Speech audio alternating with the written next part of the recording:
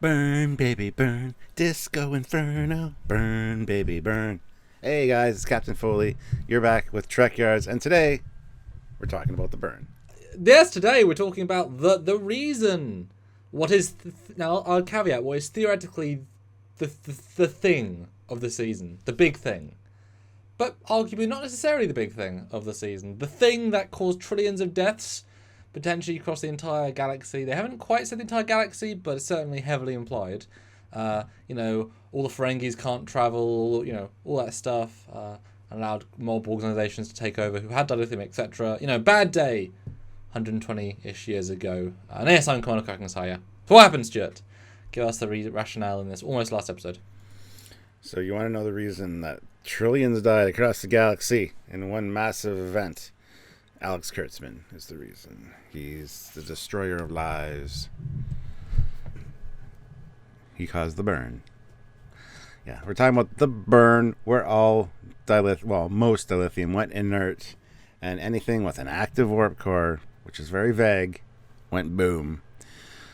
Were they at warp? Did it have to be at warp? Yeah, even just saying all dilithium, then you have to quickly caveat and say most dilithium. It's like it can't be all dilithium if there's more dilithium after for 120 years. Very ambiguous so far. Like, most people died who maybe had a ship at maybe warp, probably. Okay then. Yeah, the whole active warp core thing is. Does that just mean one that's online? Sitting in space dock with thump, thump, thump, thump, thumping away, boom, or just at warp, or it is very vague. Anyway, sorry.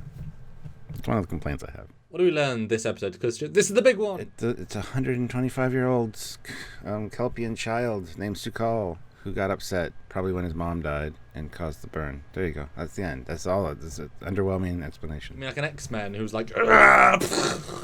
Yes, exactly like that. Who didn't know how to control his powers because he didn't go to Xavier's School for the Gifted. Well, Patrick Stewart is in a different era. You have to go back in time. Yeah, he didn't run it. Yeah, exactly. He didn't run into Captain Picard. That's good. That's good. Well, actually, I was hoping you'd say no. He didn't. He didn't do it as like a power thing. It was more confused than that. It wasn't like it's not a power. It's a genetic thing that caused him.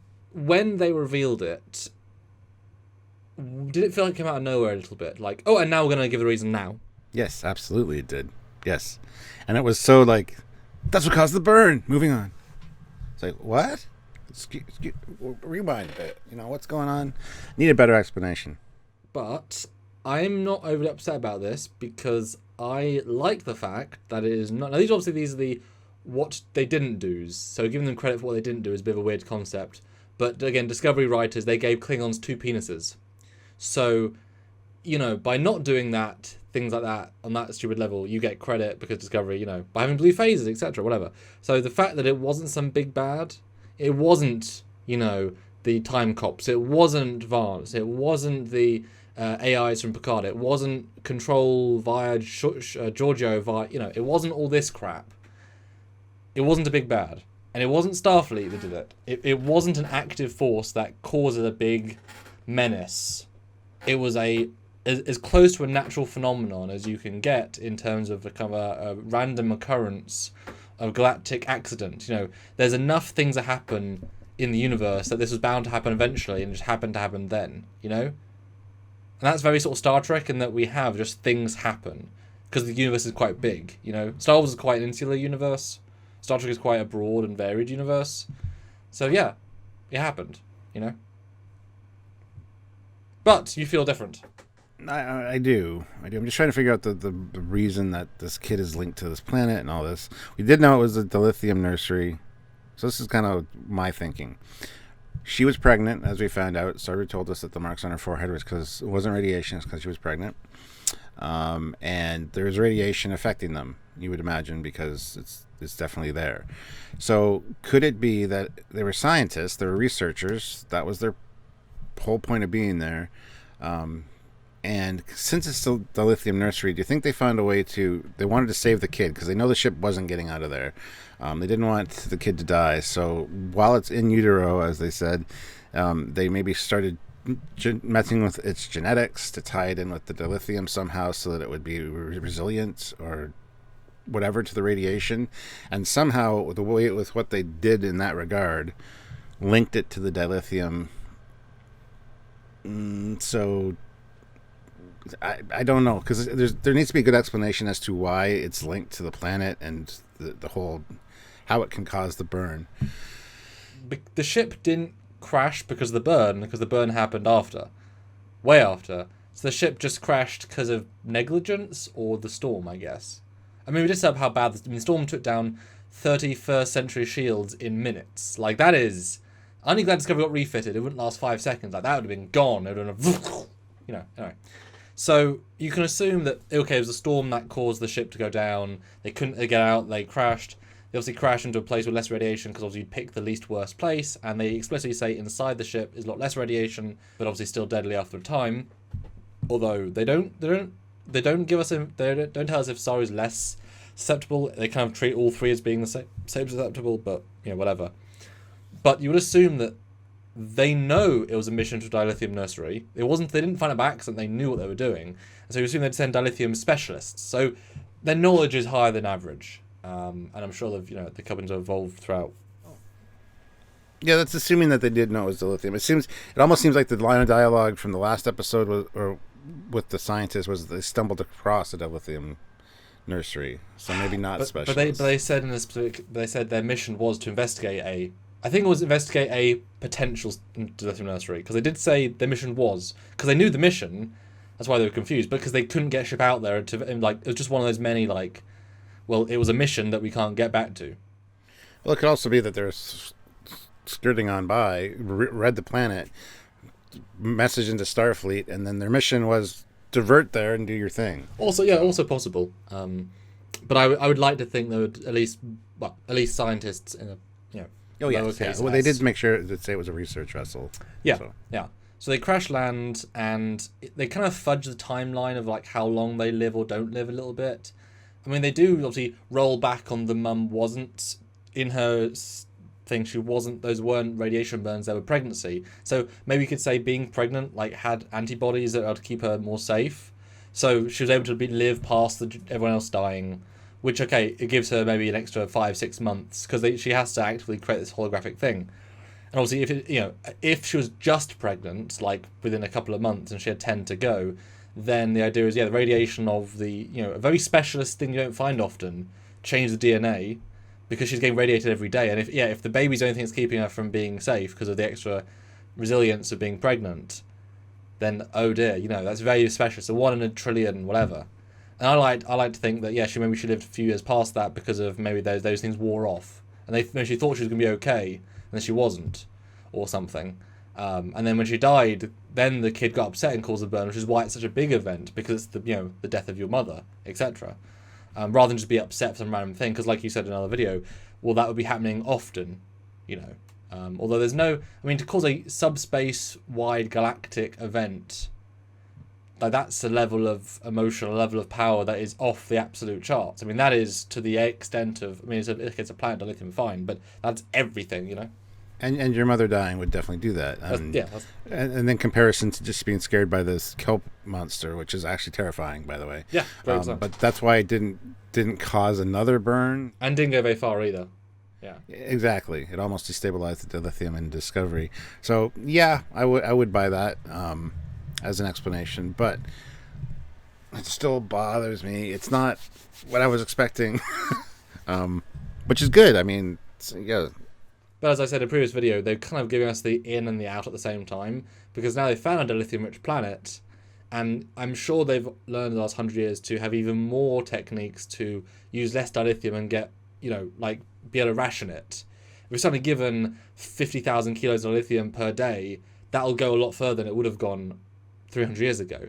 So they've now given themselves the reason in Season 4 to have this massive fleet be reactivated, and we might even get a moment where we see 25 ships warp in, and Vance is this is the fleet that's been in mothballs for 90 years.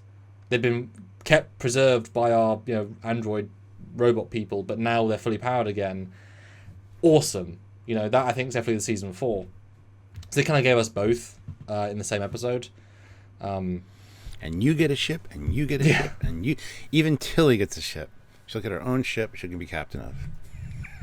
Yeah, so I mean, in our prediction video for this episode, we did call that, either this planet was producing new dilithium or whatever. Dilithium planet is good enough for me. It was close enough match, considering the effects of the burn. So we did kind of call that. So, yay for us. And super prediction videos are fun. Yeah. They make us think outside the box. Mm-hmm. And we get a good chunk of stuff right. And it'd be kind of nice actually to go back and watch all the prediction videos and do a super cut of all the stuff which are predicted right throughout all of them. I mean, we predicted a lot of stuff fine, but like every time we get something right... Either do a check mark, like ding, or a kinda, or a See how many they tagged up. That'd be good. It's gonna be Lorca, Mirror Universe, Oh, that'd be fun. Tardigrade, but then we go back in episode 1. We guessed it was a child in a nebula whose mum died. It's like, what? How did you guess that? Let's go back and re-predict our first one. Yeah, so this is what's going to happen, and just rhyme it all off. Wouldn't that be great if we go back in time and predict just do a video where we predict the entire season, and it's the actual season? It was like, what the hell are you guys on about? A dilithium nursery with a kelpian? What are you? It's like, oh, you'll see. It's just us in the future. It'd be great to go back in time, make that video, put it on the internet, and then see how long it takes CBS to contact us. Like, yes, what do you know, and who's talking to you? You know, or shit, they'll scramble last minute and have to change everything because they don't want us to be right. But we'd even get stuff right to do reshoots. Like we'd even get like little stuff they had to change on the fly. It's like, but we hadn't done that yet. How did you know? Sorry, that was a tangent. The only problem, the biggest problem with the burn is that the child himself is ineffective as a character, and so it feels very under. If it was, I don't know. It's kind of the Last Jedi effect where a nobody can do a thing, which didn't work particularly well there. It works a little bit better here. Like, it didn't need to be a Federation captain, a Picard, or a Kirk, a Reginald Kirk, whatever. But him being a nobody and not meaning anything means that I don't want to see him past next episode. I have no interest in being a recurring character, and then I don't even know if he can leave I would actually assume he probably can't leave the nebula. I would assume he's probably too linked to the planet and needs a dilithium. But that'd be what I would say anyway. But, it's like, there's not enough there meat on that bone. Like, the concept is interesting, but the concept is a one-line blurb, The problem with the kid that I found, Sukal, was that he very much reminded me of Freddy Krueger. I mean, go back and watch it, look at the makeup, look at the way he acts and the way he talks, the way he speaks. It's very Freddy Krueger-ish, and it really bugged me and took me out of the whole thing. And I wasn't super happy with that. He's kind of in a dreamscape, isn't he? Absolutely he is, and that's another thing that kind of reminds me of Freddy Krueger as well. So yeah, just watch it with thinking that in your mind and tell me that I'm wrong. Because I've watched it again. Oh, you'll tell me I'm wrong? Fine. No, the other round. But I hopefully will get more, because like we said right at the start, there's so little clarification about what exactly happened. Maybe because we know they can't talk to people far enough away. So what I would like to see, now they have an origin point, a legitimate, radius point. I'm hoping that they'll say, right, now I have dilithium to power stuff again, we can do long range, spore drive, or they can say, okay, based on math, we've worked out there's actually a radius where the further out it is, more dilithium percentage survived. And actually they'll say, oh no, on the rim, which we've never been able to get to, of the galaxy, there's actually a functioning society, like everyone's fine. It's just, the further in you get. So I'd like to see that sort of retcon to itself, but shows how isolated we all were, that we don't know how bad it was because we've lost contact. And actually, it's far less worse than we thought. Yeah. Yeah, it's not as bad as we thought. Yeah, I'd be fine with that. Absolutely. And then and we've said this since absolutely episode, I guess 3 when we learned this. I want to see, say that's true. Like on the mid range of the blast radius, we'll call it blast radius, that there's like multiple ship convoys that were traveling at warp together, and now they're stuck because the effect of it was much less, so it destabilized but didn't cause an explosion. And now you've just got these 30 ships flotilla that have been flying around for 120 years, just picking up ships in local space. And now you've got this colony of ships that have come together from all these different races, and they're scattered around as we had to make do. We can't get to a planetary system, but we've still got this fleet. And so you'll start to see these different, really interesting sort of stuff. Yeah. And that could be what Season 4 is about. It's exploring strange new Outer Rim worlds. Yeah. Yeah. Yeah. No, Because the I'd fact be fine that with that. I'd be the fine fact that with it's not a big bad allows us to go in season 4 fresh again. You know, we know why, and now we have dilithium again, and there's no threat that's trying to come kill us. So now we can move forward, actually moving forward, you know, and be satisfied in that. You know? Well, there is some dialogue in the next time on where it sounds like they're doing another time jump, or somebody is, to the future again, or maybe the past. So listen for that as well. So I don't know. We'll talk about that again on Wednesday with our prediction video. But yeah. So overall, we need a good follow up to this episode in the next part to kind of get more answers, because all we got really is speculation. The kid freaked out at this wave. That's probably what caused the burn. Moving on. It's like, okay, well, we need an explanation as to why, and I'm sure that's going to come in part 2. Yeah, it depends how literal the sort of offhanded line. There's that caveat where sometimes you just scan something, and it's like, okay, you know what it is, and you have to go back to it because we assume that's the answer. But this is so important that we hope there'll be more of an answer, you know, or at least you know. It needs to be a report to Vance or something that Yes. explains it. You know, Yes. something like that. So. Absolutely. But anyway. What do you guys think? Because this is the thing. So tell us what you think. Yes, burn. Down in the comments. Burn up the comments with your answers. Just let us know what you think. And by all means, like the video, subscribe to the channel, and you know, hit the notification bell icon for all, because we do a lot of lives where we talk about this kind of thing, and we love your input because we love feeding off that, and you know, using those for conversation starters, and just you guys being a part of the community, because we have a great community here on Trekyards.